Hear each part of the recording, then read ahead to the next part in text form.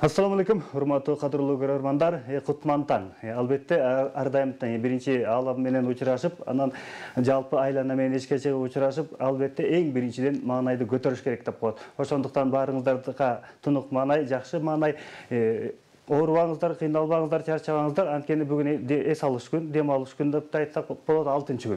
Эбенер, эс алуу кандай болду сизде? Бүгүн. Эс алуу жакшы болду. Саламатсыздарбы, кутмантаңыздар менен барыңыздарга мен кесиптешим айткандай жакшы маанай каалайбыз. Мурда 6-күн келгенде баарыбыз тийилип калдык да. Себеп дегенде бүгүн 6-күн, бүгүн той болот депчи.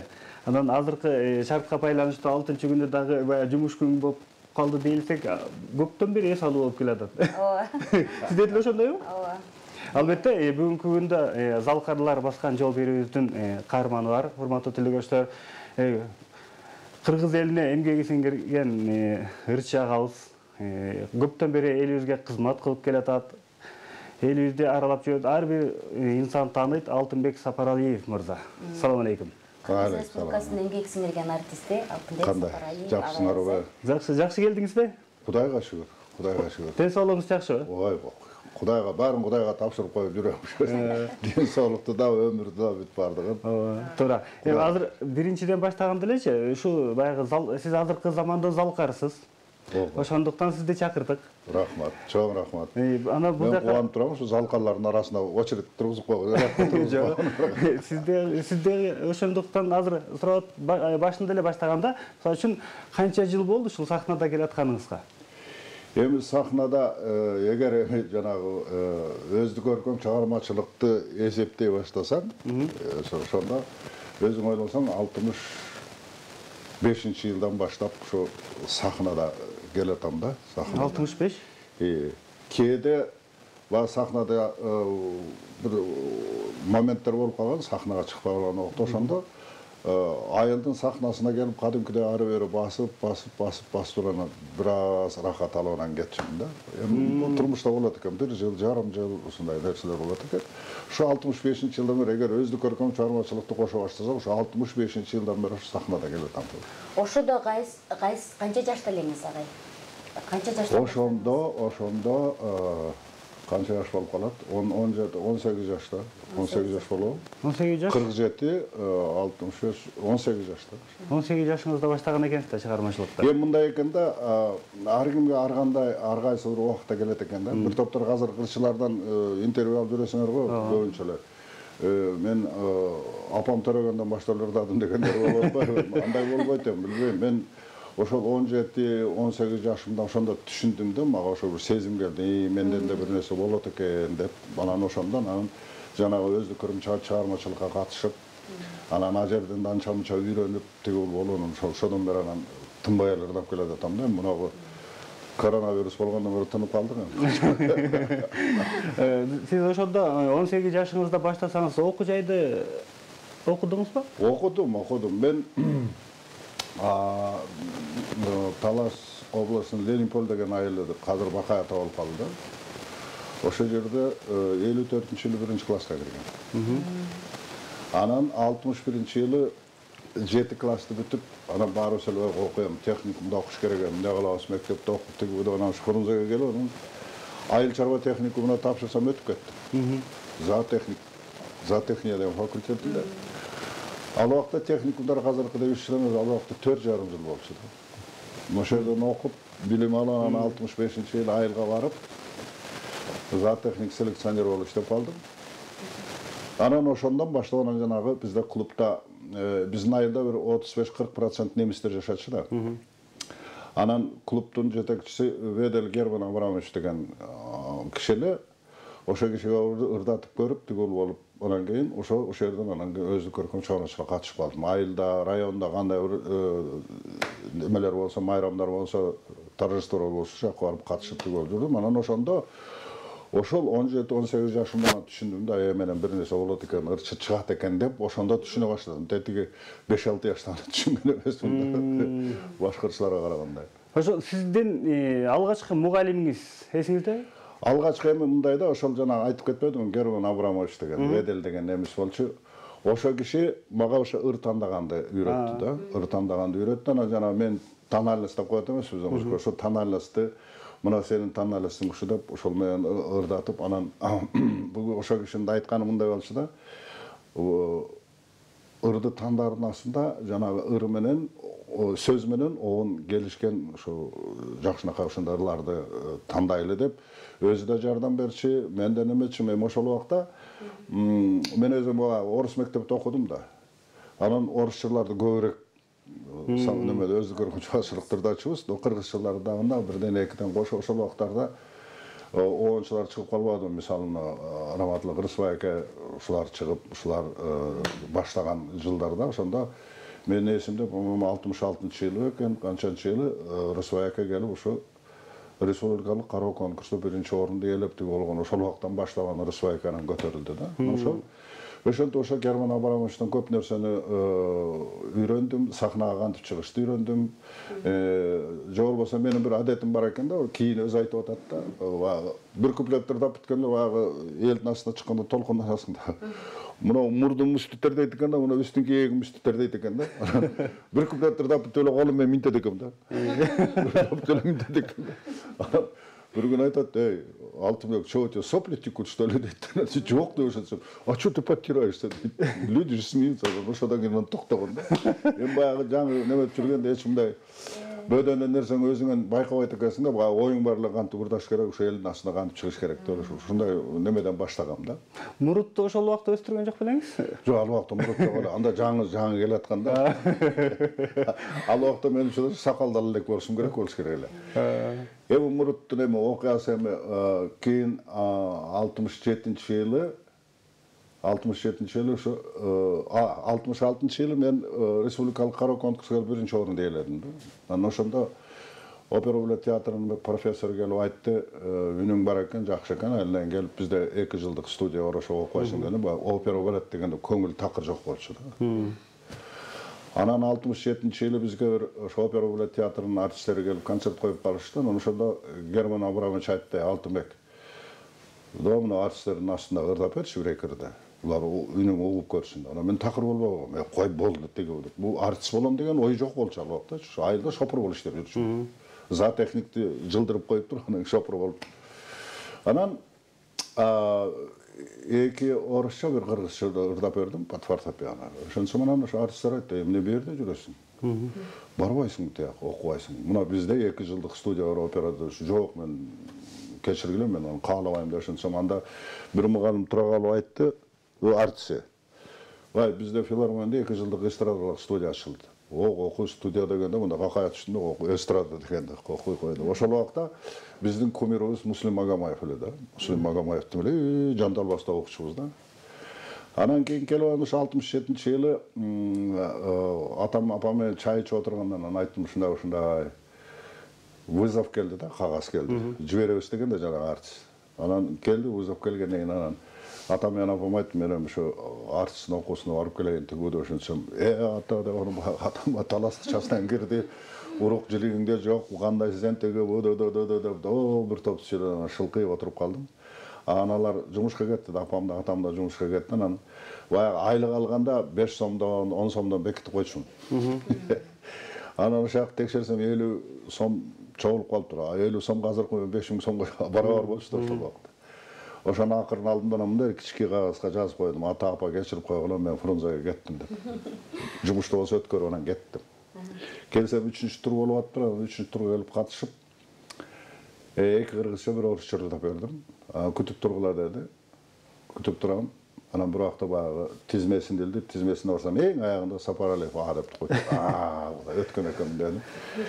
Анан эме окуу башталат экен десек, анан ошондо чогултуп алып, августтун аяк жагы болчу, 25 беле, 24 беле. Анан айтып калышты, сентябрдын 15-инен баштап окуйбуз. Азырынча даяр эмеспиз биз, тигүү ошенткенден эми каяка барам? Же бул жерде тууганым жок болсо, же таанышым жок болсо, тигүү айла жок. Анан кечкисин түнкү автобуска түшүп алып кайра айылга кеттим. Эми атам эмне дейт экен деп. 2 күн өтүп кетти да. Анан эртең саат 5-те барып туруп терезени тыкылдасам, бүгүн деп атамды уктум. Мен Алтынбекмин деп ошентсем, келип эшикти ачты, ошоюнда жатып алды. Анан эртең чай ичип отурганда, эмне болдуң деп ошентип, уже баягы ачуусу кетип калыптыр. Өттім де ошончо, бу таңның менен бу эмне болуп кетсиң сен, кайсы окууга барсаң эле өтүп кетесиң деп. Анан ошо 67-жылдан баштап ошо студияда окуй баштадым. Биринчи биз выпускниктер биз мен, Анарбек Ибраев, Гүлбаба Адамалиева деген ушундайлар биринчи бүткөнбүз да ошо студияны. Мен аягына чейин эле бүтпөй калдым. Анткени 67-жылы Карамолдорозов атындагы оркестрдин балдарынан бир 4-5 музыканттарды чогултуп анан биринчи жолу биздин кыргыз артисттери чет өлкөгө барган экен. Ошондо Экспо 67 деген Канадада выставка болгон экен. Ошо жака биздин кыргыздын артисттери барышыптыр. Чакан состав менен. Бир 7-8 киши болгонбу. Анан ошодон келгенден кийин анан биздин балдарга ой келтирди, биз эмне кыргыз эстрадасын уюштура албайбыз, уюштуралы деп. Анан ошо 68-жылы баштап уюштуруп, раматлык Чора Кожомжаров ошо жетекчи болуп, Карамолдорозов атынын оркестринде Сардарбек Жумалиев. Ошо Кудай өзү кечирсин, ошол убактан бери тирүү калганда мен ушу Сардарбек Жумалиев, Анарбек Ибраев ушу үчөөбүз эле, Зейнеп Шакеева кошулуп калган ушу кыргыз эстрадага. Калгандары баары көз жумулуп кетти, музыканттардын баарысы. Анан ошодон баштап уюшула баштаганда репетиция болот дегенде мен уже сабак убактарды жылдырып коюп ошо репетиция отурчумун да. Зымдарын чогултушчумун, зымдарын чачышчумун, кайра чогултуп тиги ошентип жүрүп анан бир күнү Чора айтат, айланайын, кандай боласың деп анан. Не болду чока деп ошентсем. Билинбей эле ичи койнубузга кирип кеттиң го деп ошентип тамаша кылган да. Ошентип жүрүп анан кийин ошо бир экөөлөр датыпта көрдү Чора раматылык. Эмне кайдасың деп студияда окуйм тиги вокал жагынан. Вокалда болсо Раматылык Жайлоок Жалгасынов деген агай бар эле, опера балет театрынын солисти, ошо кишиден алдым да сабакты. Анан ошентип жүрүп анан кийин 69-жылы күтүлбөгөн жерден анан Раматылык Чора балдарды жибериптир, эртең саат 8-ге даяр болсун, биз менен кетет деп. Анан болгон кийимди баарын апшеден чогултуп сумкага салып күтүп турдум, автобус келди, анан ошолор менен кеттим. Анан мага бир барака сөздөрдү берди, мына жатта деп. Анан ошол убакта азыркы тил менен айтканда хит болгондор бар болчу, күтө зарыктым деген. Ошону жаттап баратам, көзүм жумсам жаттайм, ачсам жаттап, жумсам унутуп коем, тиги болуп иши кылып Нарынга жеттик. Эртесини кечинде концерт. Сөз такыр, толкунданганда сөз такыр мээге кирип жатат да. Анан эмне болсо ошол деп туруп колума кагазды кармап алып чыктым. Ансамбльдин жаш солисти Алтынбек Сапаралиев dedi. Ошондо мен 22 жаштамын. Анан ушул убакка чейин эсимде жок. Элестете албайм да, кантип ырдап, кантип элдин астында эмне болгонум, тиги болгонум. Иши кылып бир 2-3 жыл болчу, ырдап туруп анан чыктым. Эл кол чапты, чаппады эсимде де жок. Анан конференция чыгып сүйлөгөндө бир контракт болот да музыканттарга. Ошондо музыканттар айтып атпайбы, Алтынбек эмне болуп чыгыш дейт, эмне болду деп ошентсем, айлар көчөдө чуркап жүргөндөй эле болуп чыга калдым го сахнага. Ошентип анан ошо 69-жылдан баштап анан ошо кыргыз эстрадасына кошулганыма ошо Кудайга шүгүр. Агай, сиз ошо кыргыз эстрадасына түптөөчүлөрдүн алгачкы кыргыз эстрадасына түптөөчүлөр бири болуп саналасыз да. Анан ошондо сиздер эстраданы жаңы элге алып чыкканыңыздарда ошолдо эл кандай кабыл алды? Койгон. Эми баягы мындайча айтканда шилденин түшкү убактысында чагылгандай болгон да. Анткени бизде жалаң эле жанагы фольклорный бригадалар бар болчу. Кылгыяк, комуз, ооз комуз, башка эч нерсе жок. Анан кийин аккордеон кошулуп, аккордеон биздин улуттук инструмент болуп калбады беле. Эми эл ушундай сонун кабыл алчу. Эми кайсы жерге барбагынын, кайсы жерге толтура. Жана кичкейинен баштап аксакалдарынан бери келишип, анткени чын-чынга келгенде бу эстрада деген биздин кыргыздын жеринде жок эле да. Анан кийин бу эстрада кандай экен деп келгендери, уккандары, анан кээде гана аксакалдары келип калса айтчу, "Ай, Алтынбек, айланайын, алдагы музыканттарың айтып койчу, үнүм бир ылдыйраак кылып кой." Ошентип анан элге абдан жактык. Эл бир сыйра Кыргызстанды кыдырганда кийин уже 1-2 жылдан кийин кайра Кыргызстанды кыдыра баштасаң, ар бир колхоздо, ар бир айылда 2 гитара, 1 барабан, барабан өптөп жасалган, эми ал убакта жокчулук. Ошондой эле пайда боло баштады. Кокпу, анан бизде эстрада болсо болот турбайбы деп туруп. Ар бир район центрде айтпай эле койгон. Колхоздордо ошондо 3төн 4төн балдар кошула баштады ошо. Эстрада уюштура баштады. Биз аудан, мен ошондо аудан кубангамын. Мына биз бекеринен жүрүп өптүрөбүз, бекерин ырдап берип өптүрөбүз. Мына буларга демилге өрүп күч берип атабыз деп. Ошол анан мына азыркы чыгып ырдап неметип аткан кыздардын баарысы ошо бизден кийинки баягы берилген түшүм да. Мен ушунусуна кубанам. Анан бир жери гана азыр айырмабыз, ал убакта информация деген жок эле. Чет өлкөнүн эстрадасы кандай болуп атат, кандай стилде ырдашып атат, кандай болот деп билчү эмеспиз. Москва, Фрунзе болду. А азыр, пожалуйста, кнопканы бассаң эле америкасы эле, англиясы эле кай жерде кандай экенин баарын өтөсүң. Азыр информация абдан чоң, анан бул биринчиден, экинчиден техника бизге караганда өстү да. Biz misal al vaqta mağa 15 kilovat az, 12 kilovat керек, тиңче kilovat жоқ. Бізге болған эле чыгып берчүбүз. Жайлоосуна барабыз, кыштоосуна барабыз.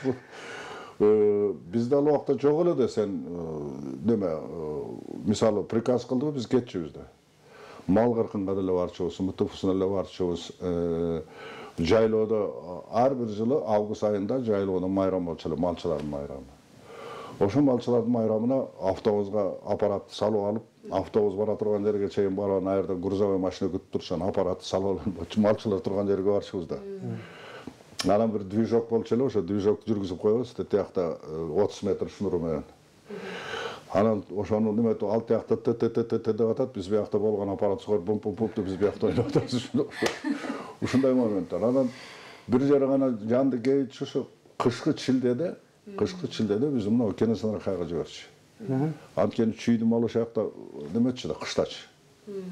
Барып ошо 15 концерт берип келесиңер дечи. Айлан, аярда тизеден кар. Тиге бол, иши кылып барчубуз. Эми убактым жок, бара албайм. Тиге деген бизде ал убакта сөз жок эле. Шылтоо жок, ал убакта биз гонорар дегенди вообще билчү. Тойга барып урдачы болсоң болду, кеттиң жумуштан. Ал уруксат вообще жок болчу. Ал убакта деле тойлор ушундай болгон да бирок, Жок, мындай чоң той болчу эмес да. Күнчө алганда. Эми ал убакта мындай ресторанда элдин саны 3 миллиондон эле тегерек болсо керек да. Ошондой эле да. Эми мындайда бир кызык окуяны айтып берейин. Биринчи выговор алган. Ырдап атып анан жана кантың бардыр даган драматлык чора проигрыш болуп тара-та-та-та-та-та-та-та-та деген. Ошону бекер турбайм, анда микрофонустун шнурлары узун. Анан ошону бекер турбай мынтип жыландап эле иймеңдете бердим да. Эртеси күнү келсем жумушка, директор чакырып атат дейт. Ошол убакта директор чакырып атат дегенде бизди жакшылыкка чакырат деген ой жок болчу. Барсам чын эле, соғып тұрсаң болбойбу сен. Сен деген Советтер Союзунун артисти, сен түшүнөсүңбү ушуну? Ана эмнеси минтип неметип. Бар. Выговор деген жок. Экинчи мындай кылсаң, выговор берет. Анан чыныгы биринчи выговорду ошо ырдап ошо лет анда мына ак үй азыр салбадыбы? Ошонун артында баягы парктын ичинде летний зал бар, ошо 1300 киши батчу. Жайкысына шерек концерт берчүбүз. Анан ырдап атканда бир кыз мага гүл алып, бир букет гүл. Ошонун бетинен өп койдум. Бөттү эртеси күнү директор дагы чакырды. Сенде деген бет барбы? Сенде деген уят барбы? Ушунча киши отурса, сен ошо кыздын бетинен өп. Колунан өп койсоң өлүп кетесиң деп. Алла таңыр жарым саат. Так, бар, выговор. Ал убакта любой мекемени Советтер Союзунун правком, партком директор үчөө эле чечип койчу. Строгий выговорду кеттим. Анан дагы бир кызык окуя. Ал убакта повышение квалификации деген бар болчу, азыр эле барат эле. Анан айда бир врачтар келишип, анда жанагы Ош базарына пивзавод жагынан киргенде Сусамыр деген ресторан бар болчу. Директор еврей киши эле, эми кухнясы шумдук болчу да. Элдин баары ошол жерде болчу. Анан ошол жерден бир стол заказ кылып коюшуну мага обшитча келишти. Алтынбек жүрбөйсүң, биз менен биртип отуруп кеттим. Элдин бойдок кесип бардым. Отурам. Анан кийин столдор уже неметип, анан Бирок ортосуна отуруп калгандан кийин баягы 100ден 200ден ичип койгондон кийин 6 1 жадап бербейсиң деп. Тыят. Анан музыканттар тааныш балдар бар арасында. Анан барган 2 жададым. 2 жадасам бир убакта айтат, нашу стала айтат, нашу стала келе баштады. Ошончо балдар тамаша кылып аята. Муну билген ада дегенде сен ырдатып алып турган отурсак болмок экен деп кастыл эле.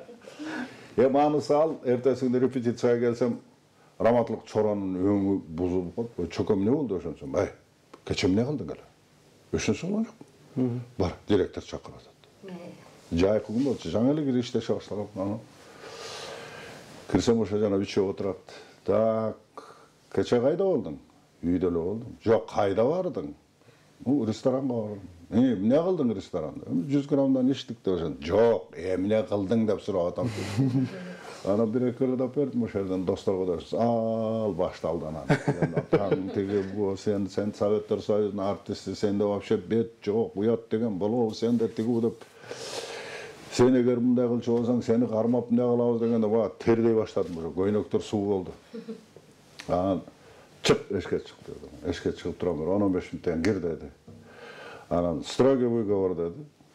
Анан премиядан алып чыгабыз, бар. Анан сыртка чыктым. Сыртка чыксам, Раматлык Окен гитаристибиз бар эле. Алтыка эмне болду дейт. Жумушта калдым, анан строгий выговор премияны бербешти ошонткан. Ай кок, жумушта калган турбайсың. Жүр, менде акча бар эле, мен сага көңүл айтып коеюн. Көз кетти. Ошодон кийин бу тойдо ырдаш, же бирөөдүн бир жеринде ырдаш деген бул бизде болбой калган. Анткени ошол убакта кызык эле. Бизде бир парторг аксакалыбыз бар, ошо келип кээде, күндө эмес, кээде келип эринбей, ошо биз концертке чыгаарда бага лебизди көтөрүп көрчү мынтип. Ак носки же кызыл носки. Күрөң, көк, кара. Башка кийбейсиңер. Костюмшым болсо капкара болуш керек, туфли капкара, көйнөк аппак, галстук капкара. Жайкысын жанагы костюм тройканы кийгизип коюшчу. Өзүң ойлосоң жайкычында. Концерттен кийин тер эки далдын ортосунда мындай жол болуп калчу, туз болуп эртесиң бергенде. Эми алардын баары дагы эми баягы бизде мындай жүрүш турушу түз болсо экен, жүрүш турушу жакшы болсо экен деп неметкен да эми. Ал убакта эгерде жанагы информация көбүрөөк болсо биз ошолорду туура айтып белек, ошондой кылат белек. Но бирок биз эми биякта мындай зыңкыйып концерт бергенден айыл тияк бияка чыккандай болду, акырын кышаңдай берчүбүз. Так ушундайлар өттү. Ал убакта фонограмма деген жок болчу да. Кайда фонограмма? Фонограмма деген уктасак түшүбүзгө кирчү эмес да. Ал убакта кай жакка барсак дагы тирүү живой голос менен ырдачубуз, живой орусча айтканда. Эми айтып отурбаймынбы? Стрижкага да барчубуз, кыркынга да барчубуз. Айтты баланча мытып ошол жака барчубуз. Бизде бир мындай жок бара албайм деген жок. Бир жолу бир кызык нерсе Каракулжага анда Совет району болчу да. Суудан өтпөй сол жакка кеткен бир айыл бар болчу. Анан ошол жерде клубка келдик, клубка келгенде кийинип чечине турган жер жок. Анан автобустун ичине алып келип жанагы летучий мыш деп койчу жанагы. Чырактарды алып келип коюп койду, ошол жерде кийинип атабыз. Анан мен аягында чыгышымын да. Үчүрдүрдап бүтүп, эл кол чаап ататтан чыгып, дагы мынтип жүгүнүп кайрасын бир убакта уйлардын үнү чыкты. Дегенде. Эмне болобасы деп сурап калдым да, эмне уйлар кыйкырат десем, клубтун жарымысы уйкана байкырдай бериңиз деп айлар. Ушундай немелерди ырдап жүрдүк деп. Ушундай нерселер көп болчу айылдарда. Айылдарды кыдырып жүрсөңчү. Мисалы 7-де деген концерттин эрте башталганда 9:30 башталчу. Анткени мал келди жайгарып, балдардын курсагын тойгуз өсүлөрдү, кийинип барсана келишчи да. Ал убакта сөзсүз концертке кийинип келишчи эле. Жакшы кийим кийип. Анткени баары чогулушат да жерге. Мунуну кара, тигини кара деген кыргыздарда сөз көп болот эмеспи? Ошо болбосун деп кийинип алышып, жакшынакы болуп келишчи да. Анан ошону күтүп отурчубуз. Анан абыдан эрте башталды деген 9:30 түнкүсүн. Анан 12:30 анан кийин шылкыйып, анан гостиницага келип жатып калчубуз. Ошого чейин элдер турчу да бирок, Элдер ошого чейин тура беришчү. Турчу да. Бир алар эч бир болду эми токтоткула деген сөз жок болчу да. Эми бизде ошол убакта мындай бир эреже бар эле да. 1 саат 45 мүнөттөн ашмай жок. Концерт. Концерт 1 саат 45 мүнөт. Kol çabı tügüler men bol 2 saatga çeyin barıp kalışı mümkün. No bирок programmаны түзгөндө 1 saat 45 minuttan. Эми жанагы kimden öğrendiniz degende men oşo Germandan öğrengenim anan bu Çorodan köp nerseni öğrendim. Çoro ramatlık adan köp. Bu kişi de bu repertuar tandaganda odan öğretti. Эми азыркыдай кайсы композитор, кайсы акынга барсаң эле мынага мындай кылып бер десең, мынча деп айтат эмес, азыр бир эле сатылып калбады. Ал убакта композитор оңчулардын барса меникини ырдап берчи деп эле жүрчү. Анан раматлык чалай ыртап кала дегенде ошондо мен мисалы ошо оңчуларга жолго баарын алып келип анан бир где-то 10-15 ыр алып келсем, ошону отуруп алып туруп фортепиано ойноп бирөөнүн кармап коюп мынау начар. Аны мына будан бир нерсе чыгат деп биягына койчу. Шыгылып ошол 10-15 ыр тандап келгенде ошонун ичинен бир 5-өүдү гана тандачы. Мына ушул болот Алтынбек. Тигилер демеле койчу. Ага эми ошол сиз жана стаканда кантым бар деген ыр менен аябай жакшы элге таанылбадыңызбы анан ошол азыр айтып атпайсызбы ошо репертуар тандаганда деп. Ошол ырды кантип тандап калдыңыз эле? Же сунуштадыбы, же өзүңүз тандап? Туура. Бул ырды чынына келгенде мен тандаганым жок. Бул ырды раматлык Чора ошол Шаршен Термечиковдун шакирти атайын көрдү не атын унутуп койдум азыр. Ишигил ошо Шаршен Термечиковдун шакирти бизде филармонияда иштеген, анан пенсияга чыккан экен. Ошол киши менен Воронцовкада ошол чыгармачыл элдердин эс алуучу жайы бар болчу Воронцовкада. Ошол жерге раматлык Чора барып калыптыр. Анан ошол аксакал менен бир комната бир бөлмөдө жатып калат да. Анан ошондо раматлык Чора отурган ошо кантың барды ырдап атканын көрүп ал кишинин. Анан ошодон акырын сураштырып жазып калыптыр да. Жазып калыптыр эми. Ошону алып келип раматлык Чора мынаганы ырда. Бул жакшы болот да ошол раматлык Чора берген. Сизге? Мен өзүм тандаган эмесмин муну. Бул раматлык Чоронун дагы билермандыгы да бул. Ошо кийин булар неметет да. Эми буларды азыркы ушул убакта айтып калыптыр. Ой, Алтынбек кантың барын ырдап берсеңчи. Мен ал менин кантың бар эмес, Шаршен Термечик деген биздин куудул болгон экен. Ошо мен төрөлгөн жылы каза болуп тур да 47-жылы. Анан ал киши бул ырды элди күлдүрүш үчүн чыгаргандар экен. А киши мисалы мендей кылып ырдаган эмес. А киши болсо бла деп ырда чыгып, баба уста кандай бар ыргалатың бар деп ушул сыяктуу болуп. А кишинин дагы бир Маруса деген ыры бар экен. Маруса, майга картош кууруса. Элди күлдүрүшү куудул киши да.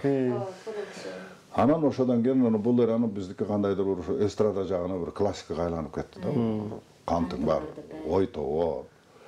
Ошол элдик ырлар да. Бул эми ойтобону деле мен кыргыз элleri деп аткарып жүрдүм. Эле көрсө бу токмоктун үстү ягынан кайсыл айыл эле тайын. Кошчуйт деген киши бар. Үркүндүдө кыргыздар кетип Кытайганан кайра келатканда жайлоодун эме ашуудун үстүнө чыккан аткарган экен да. Ошо Кошчуйт деген аксакалдар экен. Анан кийин билип калып атам да аны.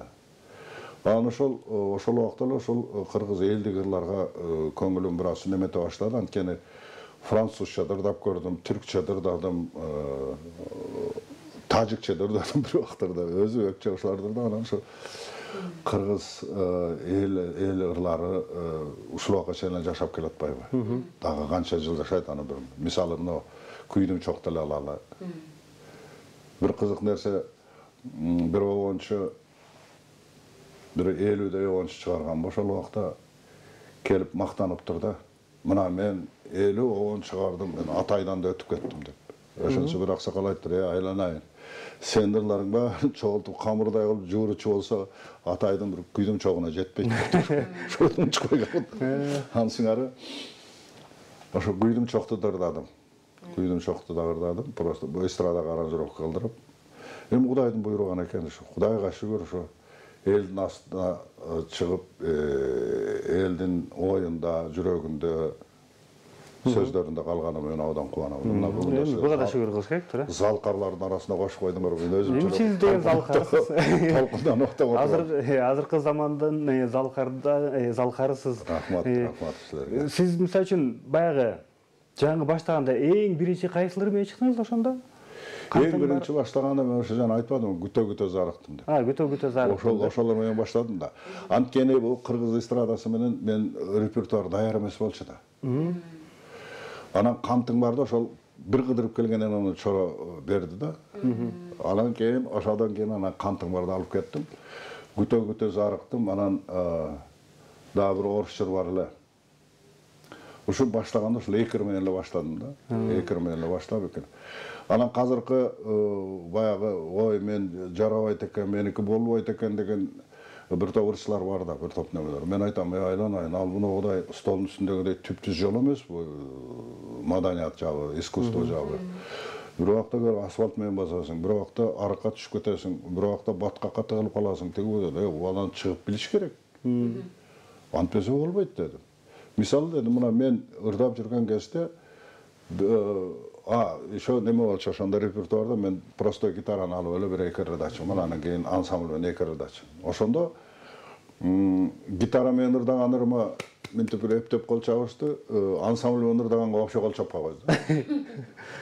Анан кийин ар жакка басып барып турган баягы топ неметесиң да ачууң келет. Эмне жүрөм мен бу жерде сандалып.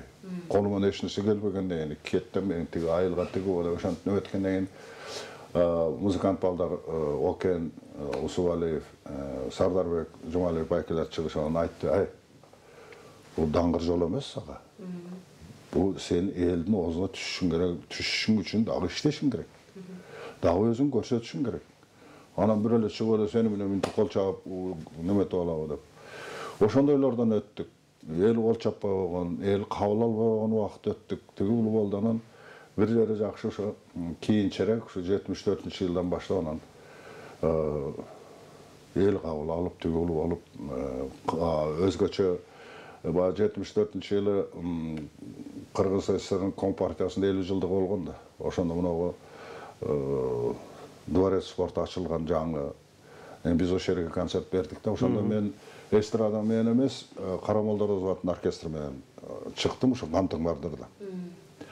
Ошондой казыркыдай ложа жок. Жанагы бул амфитеатр бүткөндөн кийин неме баштадыңыз, отургучтар. Ошол отургучтарда отурушат деп бар. Ошондо Касыгин келген. ЦКдан. Анан Кара Молдорозов атынын оркестри, мен анан оркестрдин артында Күреңкеев атынын окуу жайынын хору, опера балет театрынын хору, радионун хору, 3 хор турат. Анан мен болсо Кантың бардыр деп атам. 3-чү куплеттерде анан жана кайырмасына келгенде Касыгин кол чаба баштады. Касыгин кол чапкандан кийин жанында отурган биздин Кыргызстандын бүт политбюросу кол чаба баштады. Анан экинчи жолу кайырманы дагы кайыр ырдай баштагандан кийин Касыгин ордунан туруп кол чаба баштады. Ошондо бүт членди политбюро ордунан турушты да. Мен өзүмчө эле сумдук эле болдум. Байлана Кудай, Усубалиев аксакал ордунан турду, Касыгин экөө тигүү деп. Анан ырдап турганын тияка чыктым да эл кол чаап тиги болгон. Анан чыккандан кийин артисттер келип колум кысып, ой, ал тике сонун болду, карачы. Касыгин менен Усубалиев ордунан туруп кол чабышты тигүү деп. Ошодон кийин анан Кантың бар таптакыр бекиди да. Мен тимеле чекеме жанагы мөөр баскандай болгон да. Ошентип ошол жакшы эле болду, жакшы. Кара Молдорозов атындагы оркестр менен бир топ жакшы эле нерселерге бардым. Москвага, Деканага катышып келдим. Анан Кыргыз эстрадасы менен Сирияга бардым, Түркияга бардым, Алжирге бардым. Ошол 9-10 өлкөлөргө бардым. Монголияга 2 жолу барып. Азырдагы ырчылар көп кийинки чыгып келаткан жаш таланттар ырдап атпайбы? Ошо Кантың бардыр. Ошолор ынандырабызбы? Эми баягы кандай десем, баягы ишти тартпаш керек да. Анан ар бир ырчы өз убактысына, өз маалына карата ырдайт экен. Бир топ жерлерин кайырмаларын созуп же болбосо алмаштырып тигил кылат экен. Но мен ошолордон дагы бир силер аркылуу сурап келдим. Оонду коротпош керек, оонду жок кылбаш керек да. А жанагы аранжировка кылганда бир топ жерлер мындай өзгөрткөнгө мейли. Менен келип сурап калышат, байкуш ырдасак, ырдай бер, ким кой деп атат. Көрсөк азыр мен бирөө ырдаган ырды, экинчиси ырдаган укугу жок экен, анткени ал акча төлөптүр. А мен айттым, любой ырдай бергилечи деп. Ала бергилечи деп. Эми мына Чоро деген ансамбль түзүштү. Бүт барысы ошо Чоронун айылдаштарынын балдары. музыканттар. Булар ырдашып атат, ушу мен ырдаган репертуарда, мисалы, ушу Кантың барды эле ошол Тоолук кыз, Ой Тоо дегендерлер ырдашып атат, ырдагыла эле аябай. Анан кеңеш сураса, өзүңчө кубанат экенсиң. Бу жери мындай болсо жакшы болот, тиги жери тигиндей болсо жакшы болот эле деп. Ошон үчүн мен эч неметпеймин, ырдасын. Но бирок аларды кошо болуп атат да, жанагы ар бир өз дооруна карата болот экен. Мисалы, мен Кантың барды ырдаганда, мен дагы критиканы уккам. Ошондо эле этниде концерт берип атканда антракт менен сыртка чыгып турабыз, музыканттар менен арбасы, анан бир убакта бир кемпир келип айтты: "Ай, Кантың барды ырдаганыңар ким?" деп. Мен ырдадым деп ошончо. Ай, ушинтип ырдачу эле. Шарша минти ырдачу эмес. Вообще ырдын баарын кесип, пычып баары ит кылыпсыңар. Тиги удап баш кетип калды. Анан менен улуу артисттер турган, анан айттым: "Ай, бул кемпир ким?" деп ошончо. "Таанаган жоксуң" деп. "Жок, тааныбадым" деп ошончо. "Ай, бул Мыскал Өмүрханова деген ырчы." деп колар ошо Шарша менен иштешкен. Шарша баягы комуз менен элди күлдүрөм деп. А биз болсо серьезно кылып ырдап атсак, ошентип критикалап, такыр. Анан мен түшүндүрүп айттым да: "Жайлан, баягы кыска жерин кичине коштук, бул эстрада экен. Аудан узун жерин кичине кыскарттык. Ошентип эстрадага жакындаттык" деп. "Я кача айлана эле улас кетип калган." Так что мен деле без критики болгон эмесмин, дагы критиканы уккам. Ошон үчүн булар да канча-мынча өзгөртүп тигилер киргизип атса, мейли айланда. Самый главный ырдалып, элдин, кыргыздардын арасында заңырап чыгып атат. Рахмат ошо. Биз дайыма сурайбыз да, ошо келген баягы залкар инсандарданчы. Азыркы чыгар кийинки муундагы ырчылар кандай баратат? Кандай жолдо? Эми биз мисалы жалаң айылдарды кыдырып, шаарларды кыдырып, республикаларды кыдырып, сахналарда ырдаганбыз да. Биз эч качан тойдо ырдаган эмеспиз. Биз тойго да барган эмеспиз. Анан биз болсо баарыбыз ушу маданият министрлигинен анан филармонияга баш ийчүбүз, филармониядан айлык алчубуз, тигил кылчубуз. Биз өмүр бою айлык менен жашап келдик. Жана башында айтпадым беле, гонорар деген түшүнүк жок эле деп. Анан азыр ырчылар алар эч жерде кызматка алынган эмес. Мисалы, филармония тиги бу деп. Анан алар азыр ошо тойлор кырдап калган. Мен кээде тамаша кылып айтам, таң көрдүн, апам мени бир 20 жыл кийинчерээк көрсө жакшы болмок экен. Мен де гонорар менен иштеп калмак экен. Ансыңары булар акчаны ошо жактан тагып атат. Буларды мындай болду, тигиндей болду айткандан алысмын, бирок жашаш керек. Туура. Кудайга шүгүр, азыр бизге окшоп жанагы айлыкты күтүп жашабайт. Акчасы бар, мүмкүнчүлүгү бар. Мурул ырдайм десе, аны сатып алат. Бул ырдайм десе, муну сатып алат. Биз болакты жаланган айлык иштеп жүргөнбүз. Мен абдан кубанам, буларга азыр жип мүнүп жүрөт, особняк салышып атат. Жетишкендик, биздики да. Жакшы. Бу биздин кыргыз элинин, кыргыз ырчыларынын жетишкендиги деп мен өзүмчө эле кубанам да. Жакшы, бул жагы абдан туура. Биздей болуп, эмне, ошол убакта, мисалы, планды аткарбай калсак, биздин айлыктын 75%-ын эле берчи. 25% мамлекет алып калчу, мамлекеттин пайдасына. Бул бир. Экинчиден, эки налог бар болчу айлыгында. Бу бойдоктук налог, холостяцкий деп койчу. Подоходный налог деген болчу да.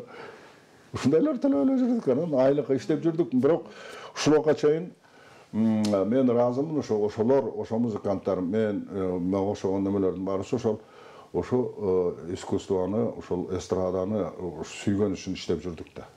Жанагы айлык-сайлыкка карабай. Мисалы, мен ушулга чейин байбичеме ыраазымын. Мен кетчим, мисалы, баарыбыздын планыбыз бар. Ар бир ансамбль планы. Биздики 59 концерт bir kvartalda. Ошондо 1,5 ай талаада жүрөбүз. Анан үйгө келебиз, дагы бир аз эс алып, тигил болобуз, кайра кетме. Анткени планды аткарыш керек. Ал жалгыз эле акча планы, элдин саны, анан концерттин саны. Ушулардын бирөөнү аткарып алсаң эле премия берилчү эмес. Ошого санда мен ушулга чейин байбичеме да ыраазы болуп жүрөм, ошол эки кыз бир уулубуз бар, ошону кыңк деп сен мындай сен тигиндей дебей, ошолорду өстүрдү.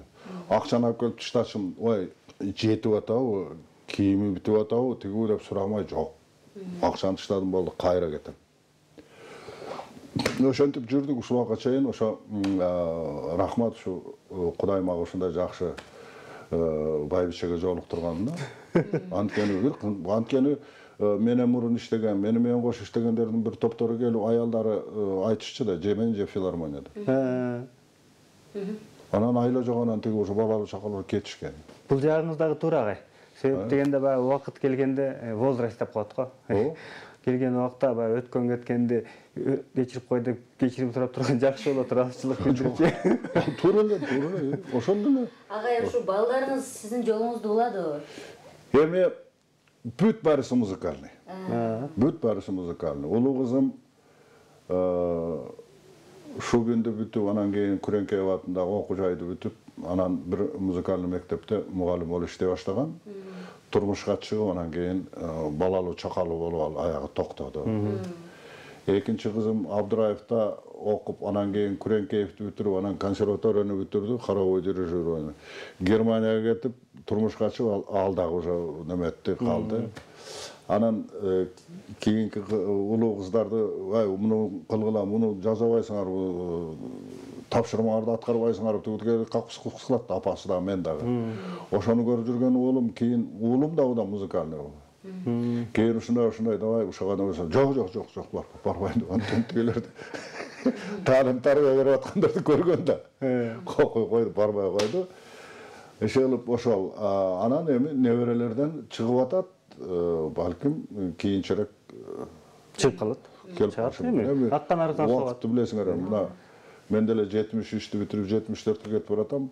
Bir vakta bayağı gıdır жүргенде bir aksakal ayttılar, balam aylan, ömürün ötüp кеткени байкой каласың деп, ошенткен içimen ойлошум, как ты байкой калам, мен жашайм деп. Азыр эми тимире көз ачып жумгандай эле болуп калды. Ошондой эле болуп калат. Убакыт ушундай экен, эмне кыласың, айла жок. Жана той жөнүндө сөз кылып кетпедикпи? Гонорар деп дагычы.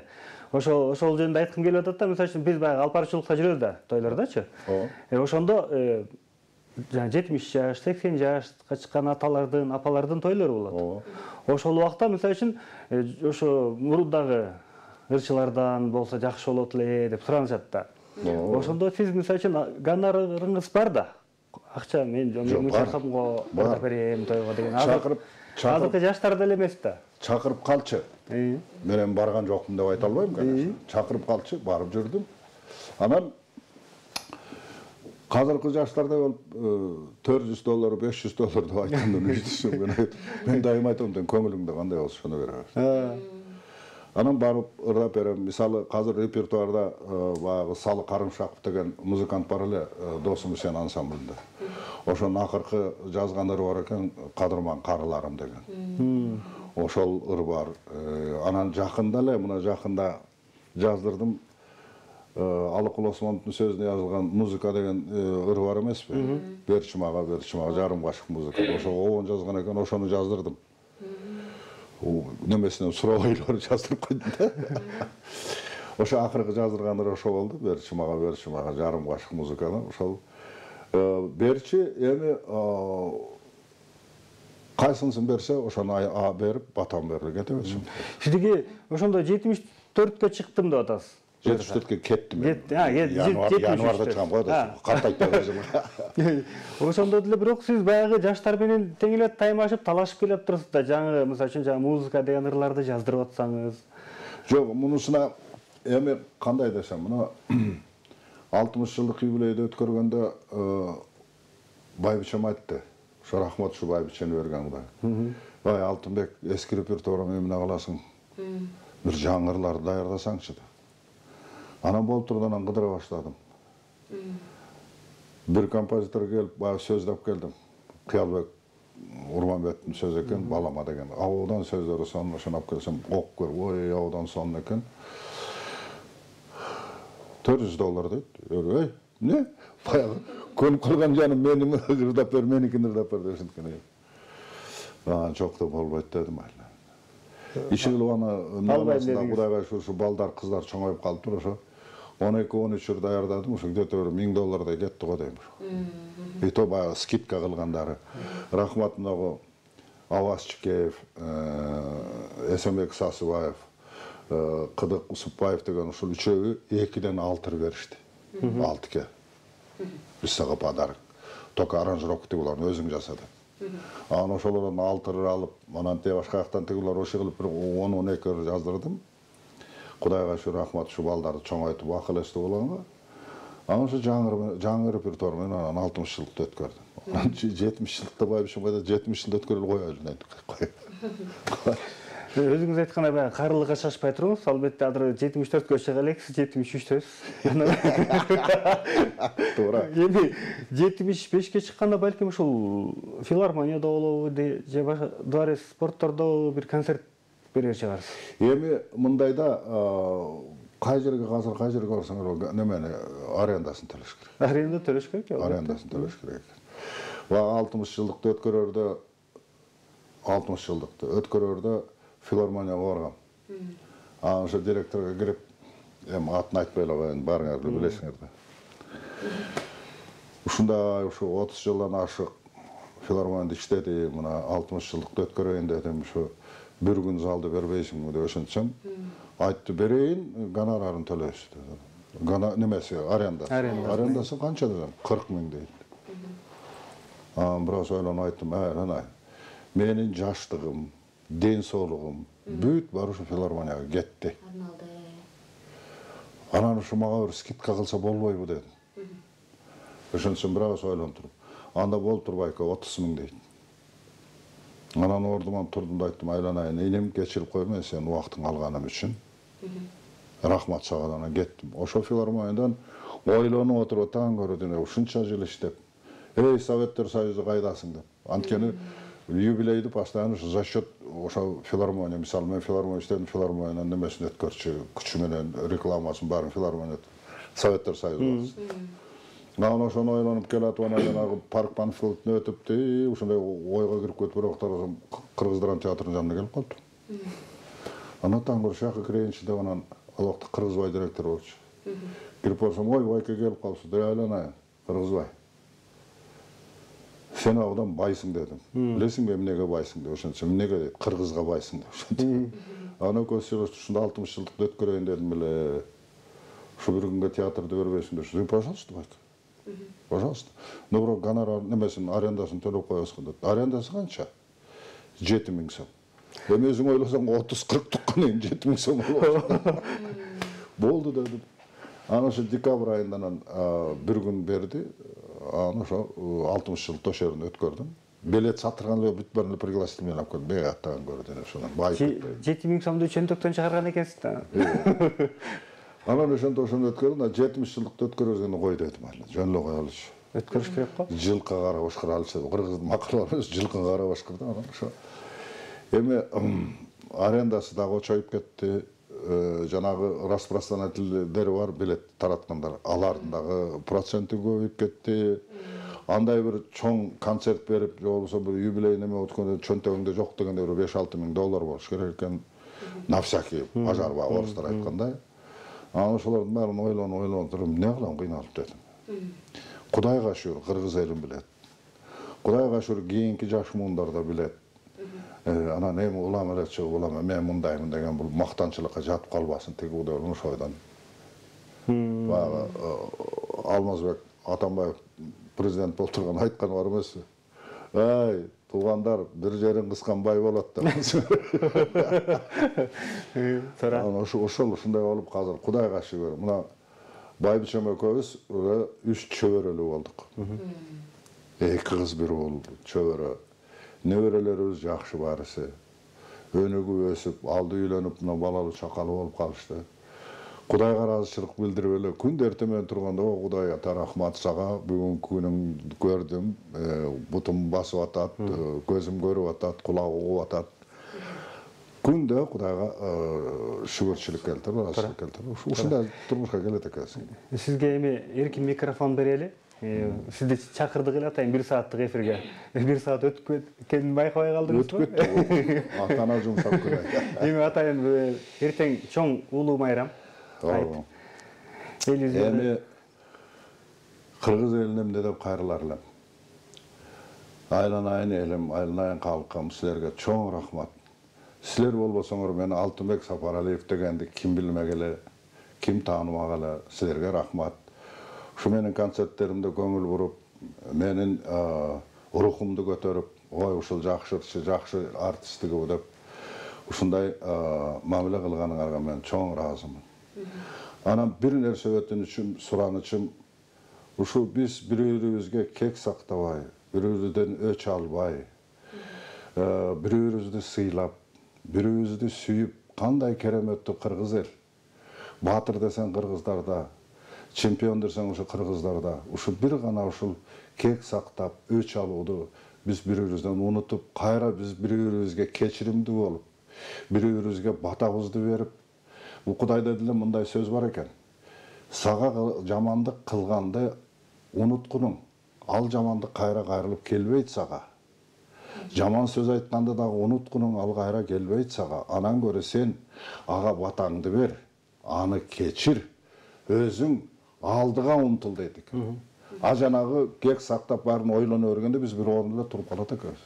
Ошон үчүн батабызды бири-бирибизге бата бергенди, бири-бирибизге кечиримдүү берген bir kırgız eli bolалы. Баарыңыздарга uzun ömür каалайм. Баарыңыздарга ден соолук каалайм.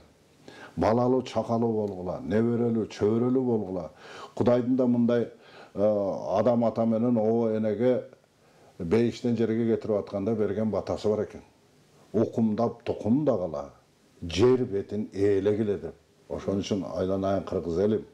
Окумдап, токумдайлы, жер бетин ээлейле, daima şair bolalı, keçirimdүү, ыймандуу эл бололу. Чоң рахмат агай, айтканыңыз келсин. Сизге дагы ден соолук каалайбыз.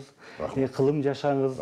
Анан жанакынтип анча-мынча гонорарга таарынбай эле дагы да болсо чыгармачылыкты өткөрө бериңиз. Таарынсам таласа кетип калам аны. Ишиңизге ийгилик болсун. Агай.